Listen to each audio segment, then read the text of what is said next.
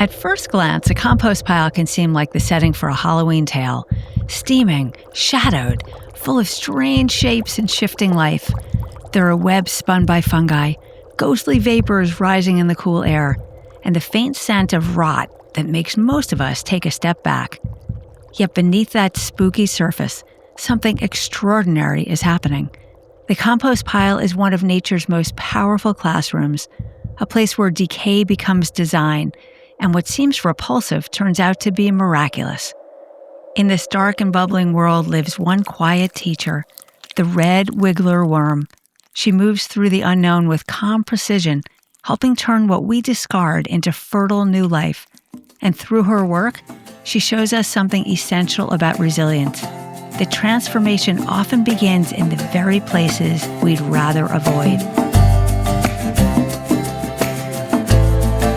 I'm Jessica Morgenthau, and this is Resilience Gone Wild, where we explore how nature's quiet brilliance can help us care more deeply for ourselves, for each other, and for the wild world we all share.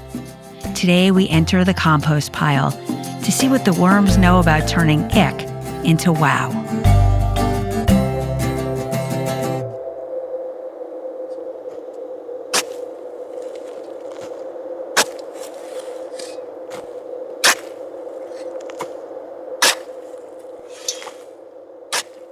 A soft thud ripples through the compost heap, followed by the slow, rhythmic tremor of a shovel turning from above.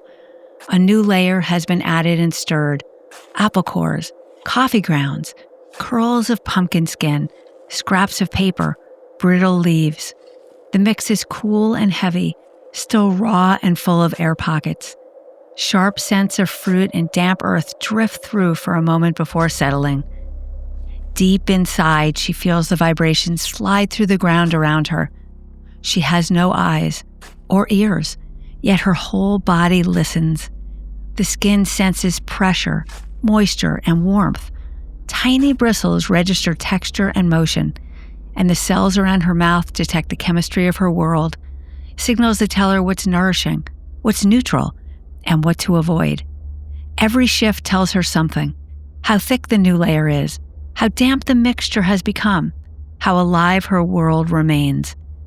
The air presses slightly cooler against her skin. The new material hasn't yet begun to warm. Still, she feels the faint shift of change ahead, the quiet stirring of life her body has learned to trust.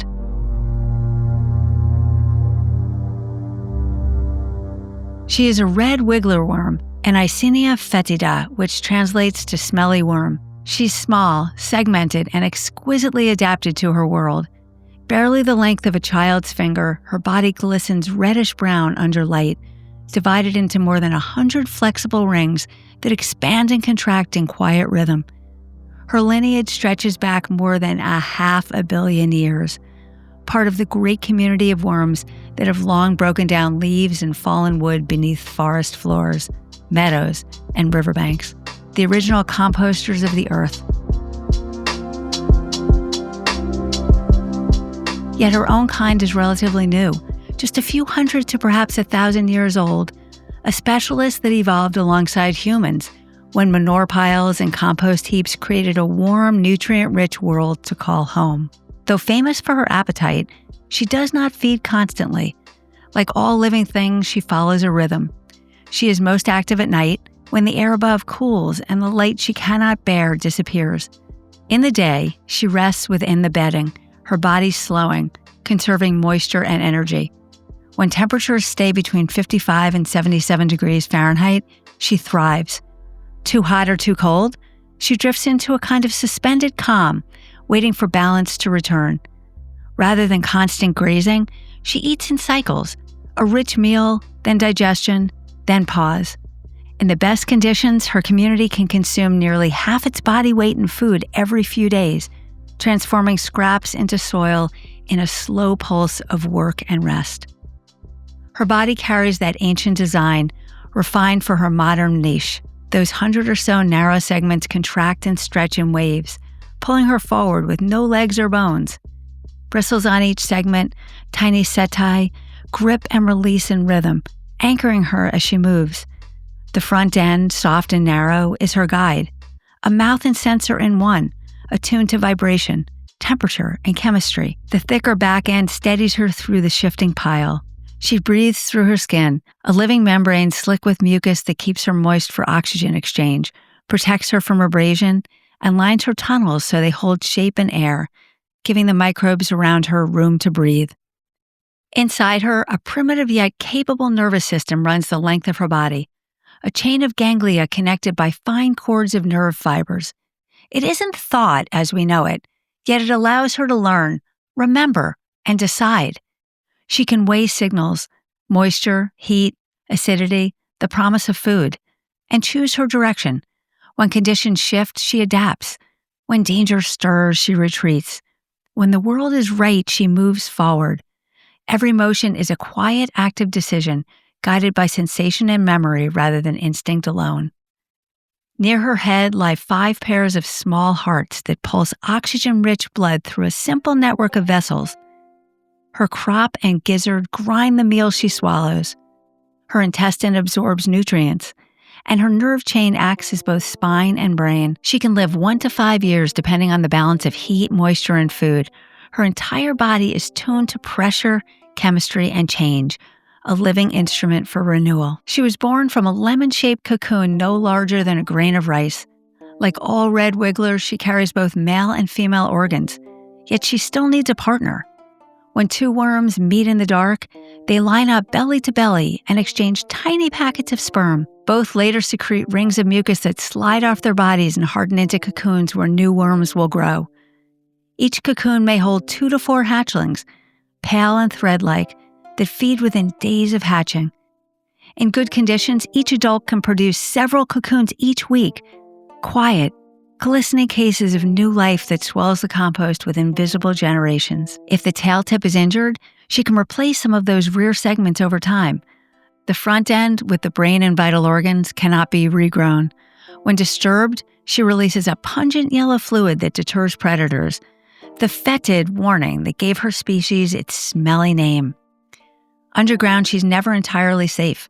Centipedes, ground beetles, and moles patrol the shadows, and hungry birds wait above when rain draws her to the surface. Her world revolves around feeding and decay. The meal she seeks isn't the apple peel or coffee grounds themselves. It's the living microbial film growing on them. Bacteria and fungi arrive first, breaking down sugars and fibers and releasing heat. She grazes through this invisible layer, swallowing colonies clinging to softened scraps. Inside her, grit and her gizzards grind the mix while enzymes and microbes complete digestion. Some are digested, others survive and pass out her castings, her poop, tiny, glistening pellets packed with nutrients and living microbes. Under a microscope, a single teaspoon holds more organisms than there are humans on Earth, around 7,000 kinds. Around her, the compost writhes and steams, a microscopic haunted house. Fungal threads spread like spider webs through the pile, stitching crumbs together and redistributing moisture and nutrients. Actinomycetes, a fungi-looking bacteria, bloom next, releasing that earthy scent of rain-soaked soil. Protozoa graze on the bacteria. Nematodes and mites feed on the grazers, keeping the system in check. Night crawlers, potworms, and other creatures slip in from the garden's edge, joining the endless feast. It's a witch's brew of decay and creation, life feeding on death to make more life. As the feast builds, the temperature climbs. Steam curls upward like ghostly vapors from a cauldron. The microbe's hunger releases waves of heat until the air above the heap begins to shimmer. She feels the warmth through her skin and slides deeper into the cooler soil, waiting. When the frenzy calms, she rises again towards the surface. Where the material has packed too tightly, she threads through, loosening it, letting the pile breathe. Her movement keeps the whole living cauldron from suffocating. What's inside this heap could be almost anything. Apple cores and onion skins, chicken bones or fish heads, feathers, paper, straw, the carbons that steady the nitrogens. Sometimes even a fallen creature, a mouse or a bird, returns this way, its body dissolving into the feast. It sounds grim, yet it's grace. What was once flesh becomes fuel. What once moved becomes motion again. The compost is a graveyard that feeds its own resurrection. Week by week, transformation unfolds. Bright colors dim to brown. The sharp smell of fruit softens. The fungal lace collapses into humus. Heat settles into warmth. What began as scraps becomes soil, crumbly, balanced, ready to cradle new roots. Rain seeps down. Sunlight brushes the top, and another layer of life begins again. And just beyond this heap, the same story unfolds in the wild. This haunted house is not only the compost bin behind a home, it's the forest's quiet plan too, the chemistry beneath every fallen leaf, every log softening into dust. Compost is simply the name we give it when we gather the wild renewal in one place to watch it work on our waste.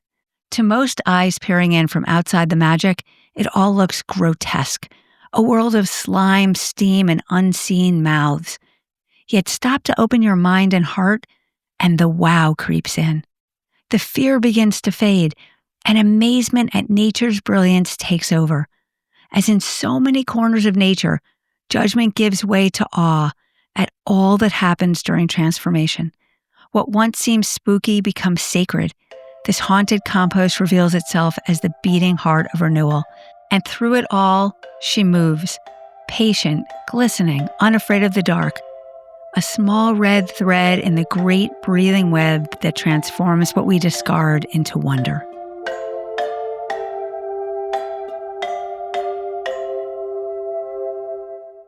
When you first peer into a compost pile, it's easy to feel that jolt of ick. It looks messy and chaotic, which can make anyone uneasy. There's rot, steam, and strange movement where we don't expect it. And yet, inside that mess, there is rhythm. Every organism is playing its part. Transformation is already in motion. That's what the worm knows instinctively. She doesn't recoil from decay. She reads it. She senses what's shifting, waits for the moment when her work will matter most, and then does what she's built to do. She shows that what looks frightening or foul is often just fertile change in process. We humans often turn away from what feels unpleasant or repulsive. The instinct makes sense. It evolved to keep us safe, and it can also blind us to possibility. When we stay with that feeling just a little longer, when we choose curiosity instead of recoil, something begins to shift inside us. The brain's alarm quiets. Curiosity releases dopamine. Awe follows. And in that moment, our view shifts. We start to see what's really happening rather than what we fear might be. What once seemed revolting begins to look remarkable. That's why composting, once understood, becomes beautiful. What looked like rot reveals itself as renewal. The same is true in our own lives. The moments that feel chaotic, uncomfortable, or unsightly often hold the quiet beginnings of what comes next. So the next time something feels icky or off-putting, whether it's a challenge, a change, or an emotional mess, pause.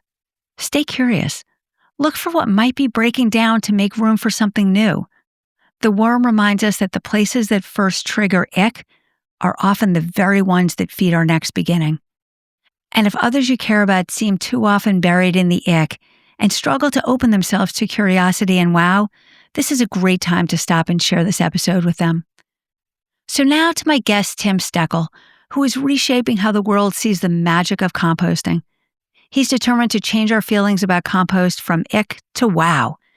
He's on a mission to make compost mainstream, to help people see that what we often label as waste should be about renewal and regeneration. In our conversation, Tim shows how shifting from resistance to curiosity, then awe, can change everything for our soil, our systems, and our sense of connection to the natural world.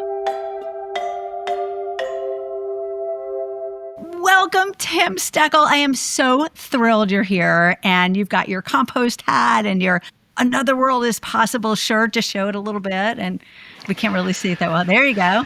Another World is Necessary. Yes. Made from poop. We're going to hear about the fact that the dye that made the words is actually, the poop driven as opposed to artificial chemical driven, all that stuff. So I have my compost box, and I am just so excited to have compost in my life and to share it with everyone. And in this spookiness of Halloween and connecting it with the great metaphors that come with like the witch's brew and these cool aspects of what we can play with around the darkness and spookiness and creepiness and the worms and all that. There is so much good stuff here to play with. So welcome, Tim. Thank you so much for joining me and our audience and at Resilience Gone Wild. And tell us like a little more than I just did about you and how you got into this like love of compost. Well, thanks for having me today. Glad to be here. Yeah, I'm Tim Stecker. I run the compost marketing agency, and I got into composting kind of by accident, but composting is kind of a rabbit hole. It pulls you in, and then once you you can't stop. So one thing kind of led to another. I'm actually from Germany, where we had an organic waste collection for 30 years in my hometown, and I never really thought about it that much because I was a young boy when they first gave us a green bin. And then 10 years ago, I moved to Cleveland Heights, and I was wondering, where's the green bin? Where am I going to put my food waste? And then all of this kind of just like had this spiraling effect on my life. And I've been a marketer for 20 years. And about 4 years ago, I just fused my love for composting and soil microorganisms with marketing and decided to make a niche marketing agency that is just focused on composting and organic recycling. Yeah, that's it in short. There's probably a lot more I could say. Where's my green bin? That's like the key question, right? Like I live in both Florida and Connecticut, and in Connecticut, I was so excited to find the green bin but access it. But in Florida, there's no green bin, and I'm like, it's so painful. Yeah, that's one of the aspects of my work is to, working on building organic recycling infrastructure and helping those who do. And in Cleveland Heights, we now just, I think a few months ago, they opened the first drop-off stations by a company called Rust Belt Riders. This is what collects all the food scraps, and then Tilth is selling it the soil. And they've been very active getting all these drop-off locations started. I'm in the Ohio Organics Council, which is the UCC state chapter for Ohio. And we've been doing a lot of events around building this infrastructure because it's critical because, you get used to it and then you get into this flow, and then you go somewhere else where they don't have the infrastructure yet, and all of a sudden you realize it's not, it takes a lot of effort and work for it to just exist, so that we can take it as second nature. It feels so good to know that people like you, thank you, have created, because it doesn't happen by itself. As you said, like it has to be marketed, it has to be explained, it has to be made important. And you and others have done that in so many places in the world. So thank you. And that whole aspect that'll bring us into the Halloween and the spookiness and the creepiness and where Tim and I are on the same page. We're like trying to shift this whole thing from spooky, creepy, icky, like the ick to the wow, right? Like that's like my life is switching from ick to wow, and not wow. And to highlight like the amazing cool stuff that goes on in organic waste process that breaks it down and creates really good stuff is just such a highlight to like understand and know about. So let's talk creepy first. Let's talk why this is like witch's brew and spider webs and all the cool stuff that goes on. And remembering that I started with worms, and there's a specific kind of worm and that matters. And I have to say, when I was composting, I did not do the research about what type of worm or anything like that. So my compost took way longer than it should have to process through because I didn't have the right worms. But that's something we should talk about. So worms are key, but so is the mycelium network and all the other creepy crawlies that create the spider webs and the vampires that are, wandering through the witch's brew that's steaming and bubbling and is not creepy and scary. It's so cool. Okay. That's my go for it. Yeah, well, I guess there's a couple different aspects to this, right? The worms definitely help with composting. There's a whole kind of segment called vermicomposting, which is composting with worms, although they're not necessary, right? It's like you can also have other methods of composting where you'll find some worms kind of like crawling in from your garden. But like if you do vermicomposting, yeah, you want to get composting worms and have like a kind of like a special system set up for the worms so that they thrive and do well in your compost system. I guess the aspect of like witches, and the witch's brew and the magic potion, I think compost is some sort of magic potion for the soil. We take all these different ingredients and materials and some spider legs, whatever they would put in. And I think maybe like leg of spider and tail of newt, like all those things. All these like weird ingredients. And I've composted a fair amount of some weird ingredients, like an opossum or dead raccoon is definitely I guess some of the weirder things. I think in terms of like the whole witch kind of thing, is also a history of like being misunderstood in a way, I guess like some people say that witches were just kind of women who knew their ways around herbs and like, these things. So I guess making compost is a little bit similar to that. It's definitely becoming more mainstream. It's my motto, make compost mainstream, but it's still a little bit on the fringes. As a gardener, people know what composting is, but most people still don't really make the connection as to why it's important to actually compost. And so maybe we can get some of the excitement that people have for Halloween, for composting. Yeah, somehow connect like Halloween to directly connect with composting. Right, yeah. And the pumpkins themselves, it's like tons and tons of pumpkins. And so that's one thing, make sure you're composting your pumpkin. There's a lot of these community composters now that do a pumpkin drive where they collect those pumpkins. If you don't have a compost thing nearby, maybe find a farm. Some of their animals want to eat it. I hadn't really thought about it, but the idea that the number of pumpkins, millions or whatever, that are used for decoration, gourds, all the small squash, and then just thrown out versus eaten is another thing to think about, right? Like at least we used to make to put our pumpkin seeds when we used to carve pumpkins in the oven and eat the seeds, which are so yummy. But the flesh is like really delicious, right? And if you eat it, there are a lot of animals that really like it. So we throw these pumpkins out before they go bad because we don't want to have a rotten pumpkin. And then they just go in the garbage like it's in the landfill. Like there's just something that we can do so much, Tim, right? To like change that dynamic. Like essentially, I've been keeping it on my doorstep until it just sort of collapses, and then you can just put it in your garden and that will actually be a worm magnet. Like if you leave that there, the worms will find it. You might actually get a volunteer pumpkin patch. How fun is that, right? Like, so go down the icky thing. We're in this Halloween mode, and we have to make sure we keep worms in this game also. But the ickiness of the rotten pumpkin. So we have a similar thing with Christmas trees that people throw out Christmas trees and they get picked up, and I think many people just think that's a good way to get rid of them and throw them in the garbage. But like I think in most cases, if not all, they're being picked up so that they can be put back into nature as long as there's no glitter all over them and no chance of it. If your city has a yard waste program, not necessarily a food waste program, then they will be composted. But I used to build my raised beds with Christmas trees. You have to fill them in with other things, but they make a great base for garden beds. You want to add some finished compost, some horse manure, or like other nitrogen-rich things. If More you just icky have stuff.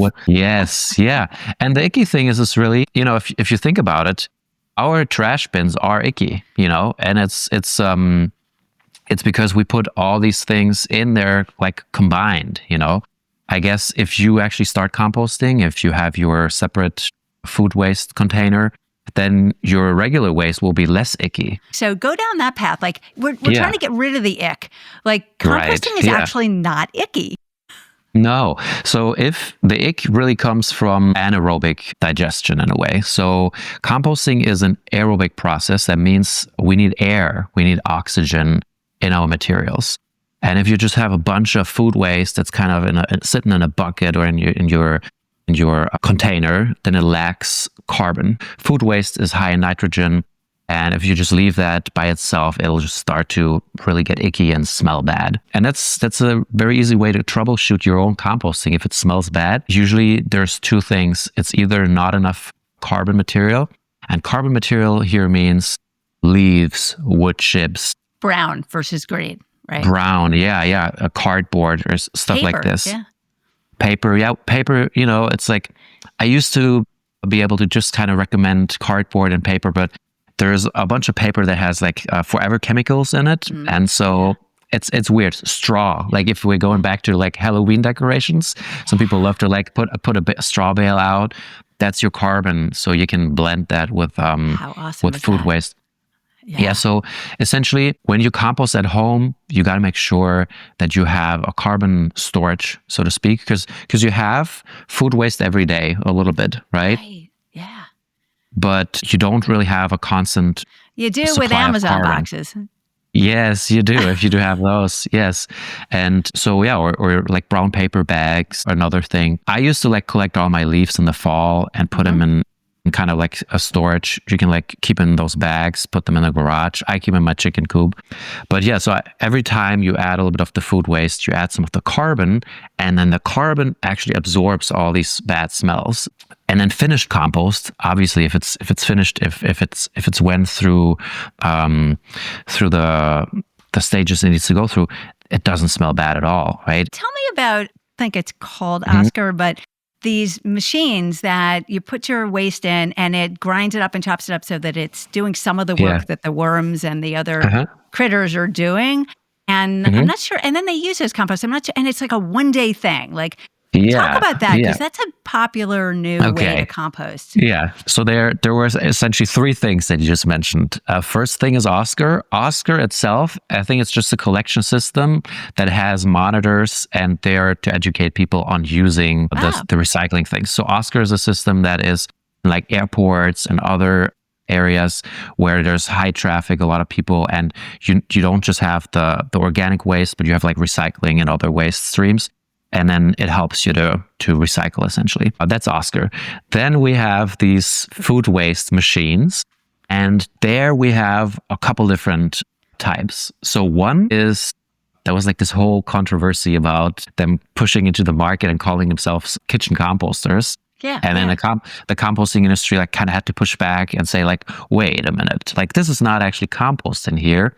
What you're doing is dehydrating and grinding. So food waste is 80 to 90% water. So if you kind of take that water out, you can, compact the mass by a lot.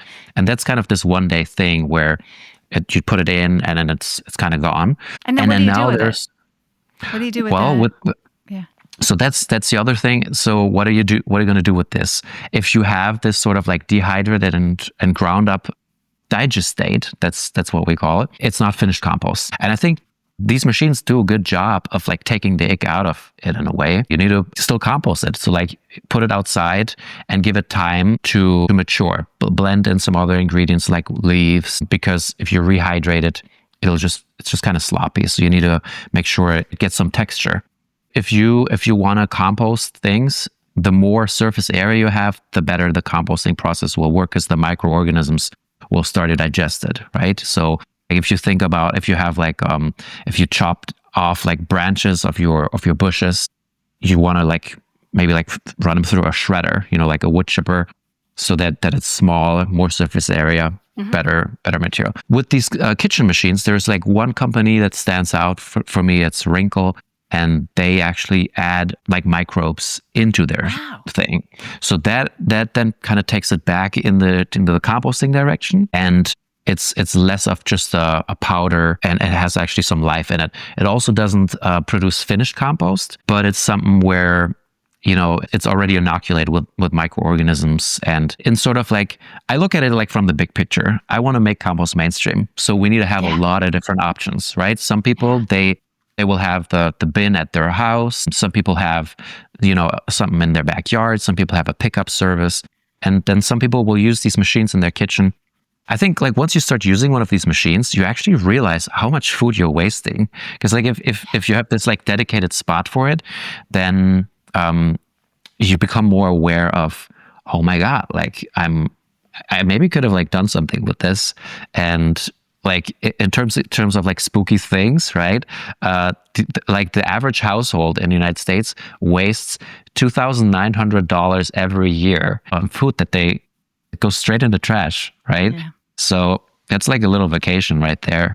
So let's go back to the dark, icky compost pile, right? That once you're like connected to your food and that whole process, it becomes less icky because it's so cool and so wow as to what's going on. But so tell us, what is going on in that witch's brew that's smoking and steaming and things that are moving around and the worms are like doing their thing, and put yourself in that compost bin and tell us what's going on as they wiggle through and create space and create more opportunity and get through the challenges of being stuck against something that is not edible Yeah. Well, I think it's the biggest thing that's so spooky is that it's invisible.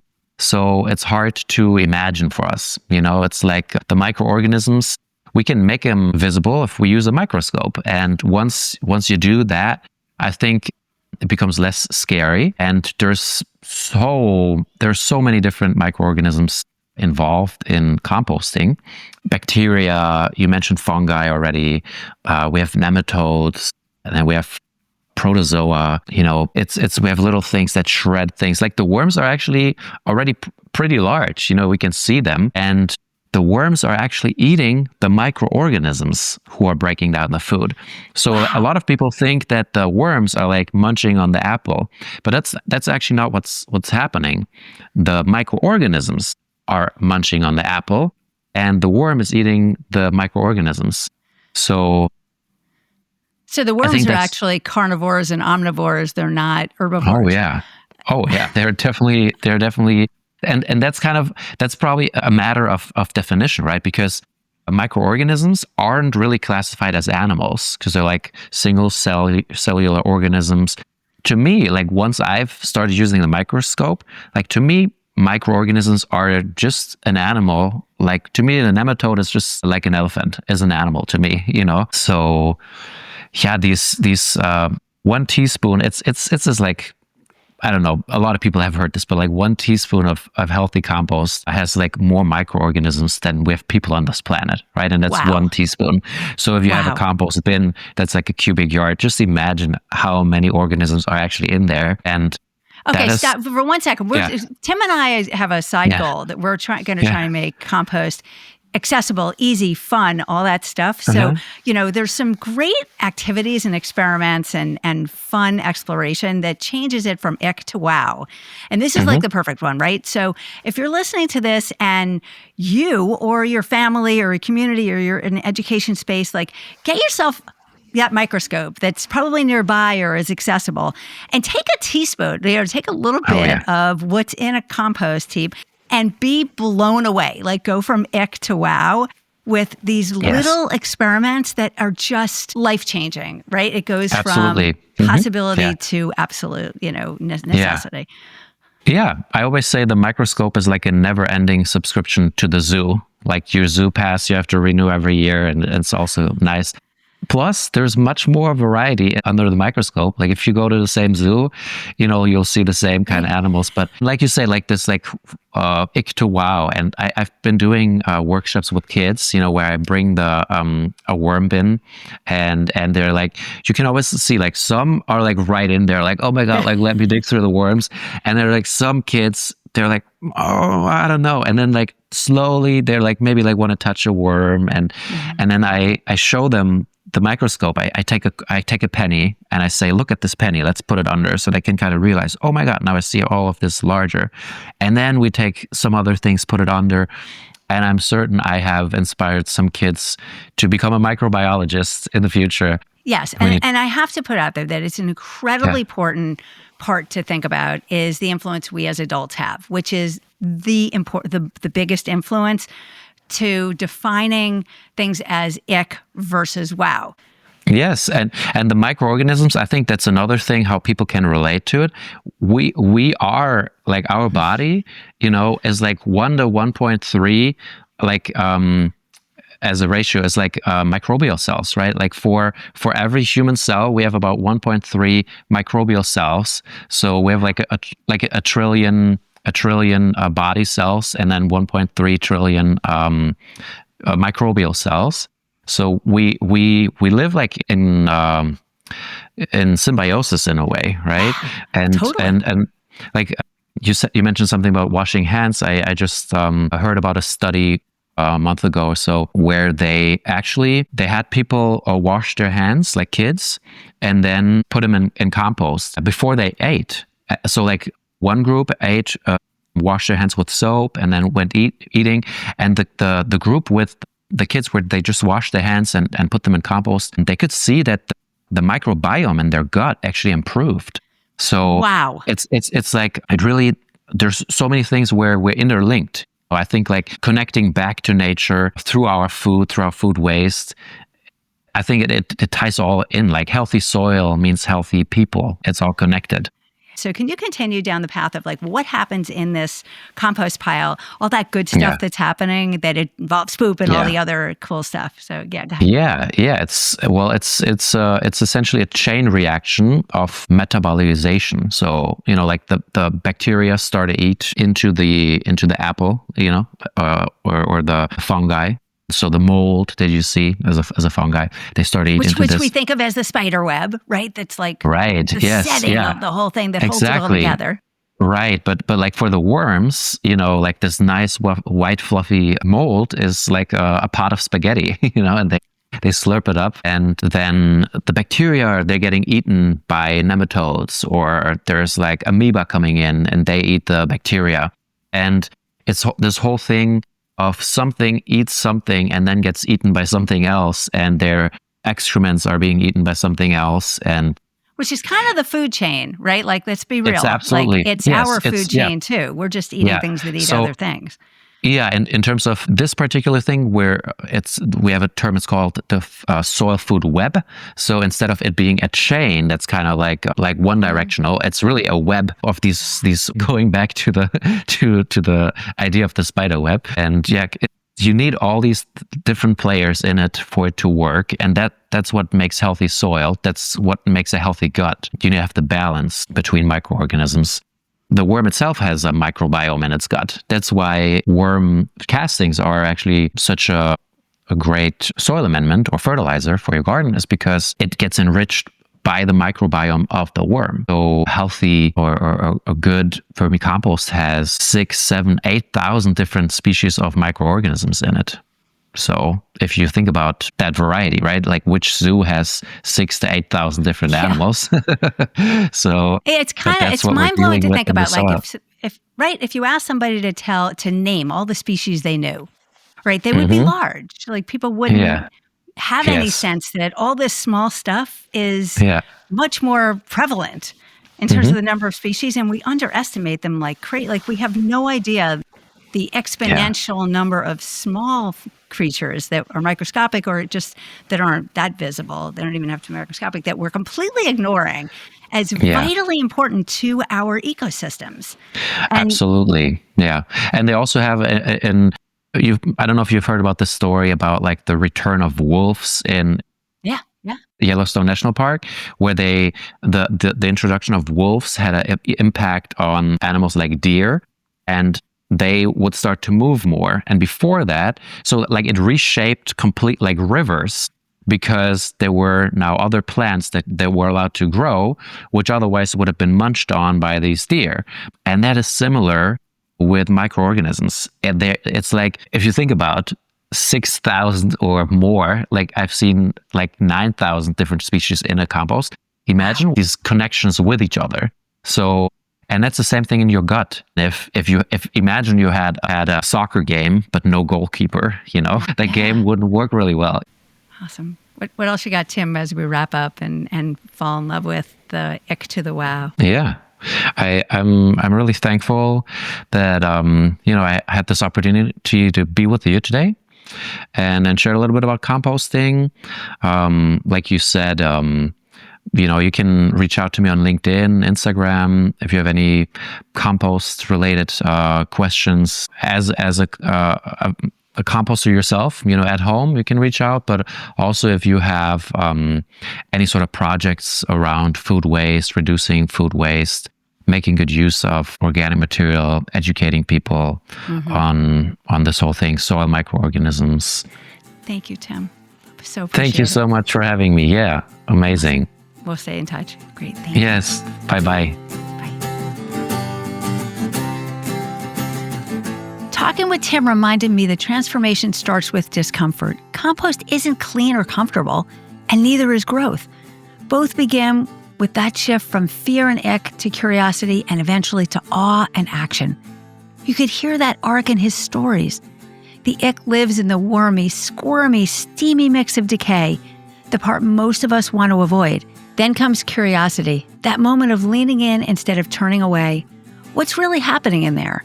What if that smell or texture means something good? And that curiosity leads straight to awe, discovering that worms aren't just wiggling, they're transforming, that the white, silky mold is a feast for life, that 1 teaspoon of compost holds more living organisms than there are people on Earth. Finally comes action, the handful of straw or leaves that fixes the smell, the green bin programs, the pumpkin drives, and even the glittered pumpkin lesson about what doesn't belong. All of it adds up to community learning to close the loop and make compost mainstream. Each step shows us how change unfolds, from ick to curiosity to awe to action. It's the same cycle nature models for us every day. Our red wiggler reminds us that resilience begins in that pause between ick and awe. When something unsettling drops into her world, she doesn't panic. She senses, adjusts, and waits for her moment to help the system breathe. And that's our invitation too. When we pause instead of recoil, curiosity opens the door. Awe deepens understanding, and action restores balance in us and around us. Here are 3 short resilience practices that help you make that shift for yourself. First, do a curiosity pause. When something feels uncomfortable or gross, physical or emotional, take 1 long, slow breath before reacting. Notice what's really happening and what might be changing underneath. Second, try awe spotting. Look closely at something ordinary around you, or step outside and take a close look at the changing color of a leaf, the sun on your face, the touch of grass on your hand, even your own compost pile. Find one thing that surprises you and let yourself feel that spark of wonder. And a third one, a re-engagement reflection. At the end of the day, recall one moment you turned away because of the ick, and one when you stayed open. Notice what shifted because of that choice. You can find short videos for these resilience practices, along with the full interview and transcript with Tim on resiliencegonewild.com and the Resilience Gone Wild YouTube channel. And if this episode helped you move from ick to curiosity to awe to action, please follow, rate, and review Resilience Gone Wild and share it with someone who's ready to see the magic in the mess. Until next time, stay curious and stay wild.